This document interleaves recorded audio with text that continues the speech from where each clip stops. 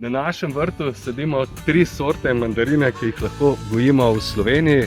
Prva je sorta Zorica Rana, druga je sorta Čahara in tretja Okica oziroma Okicu.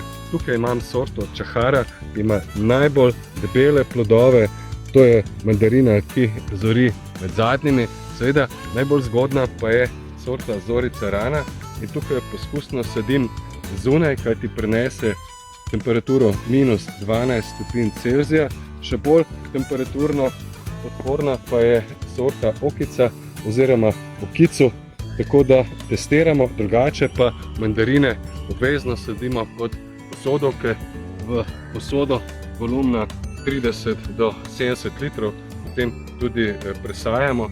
Obvezno pa gledamo, da je cepljeno mesto nad zemljo, transportno embalažo odstranimo, uporabimo tudi gnojilo za citruse.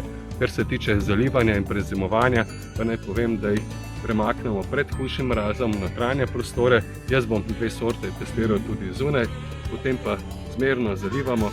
Jaz mandarine v loncih, posodah prezimujem kar v neogrevani garaži in tam obdržijo vse liste.